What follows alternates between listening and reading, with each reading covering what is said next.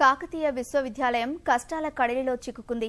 రాష్ట్రంలో ఉస్మానియా విశ్వవిద్యాలయం తర్వాత అంతటి ఖ్యాతిని ఆర్జించిన ఘనత కనుమరుగవుతోంది. 6 ఏళ్ల నుంచి పాలక మండలి, 2 ఏళ్ల నుంచి పూర్తిస్థాయి ఉపకులపతి లేక కాలానికి అనుగుణంగా మారలేకపోతోంది. కొత్త కోర్సులపై నిర్ణయాలు తీసుకునే అవకాశం లేకపోవడం వల్ల పాత వాటితోనే నెట్టుకొస్తూ ప్రాభవాన్ని కోల్పోతోంది. కేయూలో నెలకొన్న అస్తవ్యస్త పరిస్థితులపై ఈటీవీ ప్రత్యేక కథనం.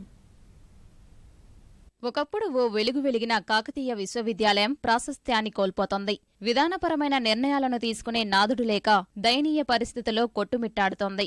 6 ఏళ్లుగా పాలక మండలి లేకపోవడం వల్ల కీలకమైన నిర్ణయాలు నిలిచిపోయాయి. దీనికి తోడు గతంలో పనిచేసిన ఉపకులపతులు తీసుకున్న నిర్ణయాలు వివాదాస్పదంగా మారాయి. ఆచార్య వెంకటరత్నం హయాంలో జరిగిన బోధనేతర సిబ్బంది నియామకాల్లో అక్రమాలు జరిగాయనే ఆరోపణలతో నేటికి న్యాయస్థానాల్లో విచారణ కొనసాగుతుందంటే పరిస్థితి ఎలా ఉందో అర్థం చేసుకోవచ్చు.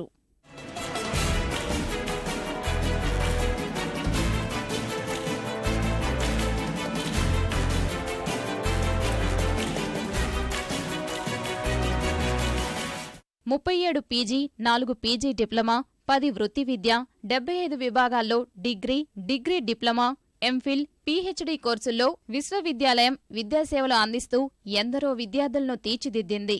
ఇక్కడ 37 కోర్సులతో పాటు 25 విభాగాలు ఉన్నాయి. ఇందుకోసం యూజీసీ 387 అధ్యాపక పోస్టుల్ని మంజూరు చేసింది. ఆచార్య వి గోపాల్ రెడ్డి, ఎన్ లింగమూర్తి, వెంకటరత్నంలో వీసీలుగా పనిచేసిన కాలంలో అధ్యాపకులు నియామకాలు చేపట్టారు. ఏటా ఉద్యోగ విరమణ చేస్తున్నప్పటికీ వారి స్థానాల్లో శాశ్వత అధ్యాపకులను మాత్రం నియమించకపోవడంతో విద్యా ప్రమాణాలు ప్రశ్నార్థకంగా మారాయి. ఇంతకుముందు న్యాక్ అసెస్మెంట్ కమిటీ ఏదైతే ఉందో అది ఏ గ్రేడు కాకతీయ విశ్వవిద్యాలయానికి ఇవ్వడం జరిగింది. ఒక సంవత్సరం గడిచినా ఇవాళ న్యాక్ పోకపోవడం ఏంటంటే వైస్ ఛాన్సలర్ లేక ఇవాళ న్యాక్ మనము కమిటీకి పిలవలేకపోతా ఉన్నాం.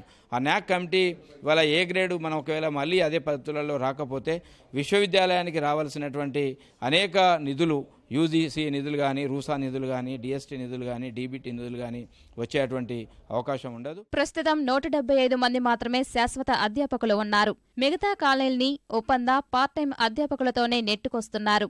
నేటి వరకు అత్యధిక విభాగాల్లో కమిటీల సమావేశాలు జరగలేదు. ఫలితంగా తరగతుల బోధన కష్టంగా మారింది. విధాన నిర్ణయాలు తీసుకునేవారు లేకపోవడంతో ఏటా పాత కోర్సుల్లోనే ప్రవేశాలు నిర్వహిస్తున్నారు. మారుతున్న కాలానికి అనుగుణంగా మార్కెట్, పరిశ్రమల అవసరాలకు వీలుగా కొత్త కోర్సులను రూపొందించాల్సిన విశ్వవిద్యాలయం చేతులెత్తేసింది. పాత కోర్సులతోనే కాలం వెళ్లదీస్తోంది. మొట్టమొదటి వైస్ ఛాన్సలర్ డోబ్రియాల్ గారు ఒక్కసారి వచ్చిండ్రు.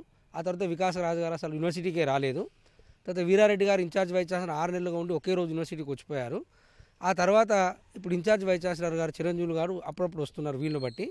సో ఈ వైస్ ఛాన్సలర్ లేకపోవడం వల్ల యూనివర్సిటీలో ఒక్క అభివృద్ధి పని కూడా జరగట్లేదు. ఉదాహరణకి ఇంతకుముందు మనం విద్యార్థులకి, బయటికి వెళ్లే విద్యార్థులకు, ఫారిన్ పోయే వాళ్ళకి అర్జెంట్ ఉన్నప్పుడు తత్కాల్ స్కీమ్ కింద సర్టిఫికెట్లు ఇచ్చేది. వైస్ ఛాన్సలర్ లేడు కనుక ఇప్పుడు తత్కాల్ స్కీమ్ కూడా తీసేసిండ్రు. బయట పోయే విద్యార్థులు చాలామంది సర్టిఫికెట్లు నెల రోజులు, 2 నెలలు సంతకాలు కాక ఆగిపోవడం వల్ల అనేక సమస్యలు ఎదుర్కొంటున్నారు. మరో నెల రోజుల్లో ప్రారంభమయ్యే పీజీ ప్రవేశాల్లో ఒక కొత్త కోర్సు లేకపోవడంతో విద్యార్థుల సంఖ్య తగ్గిపోయింది.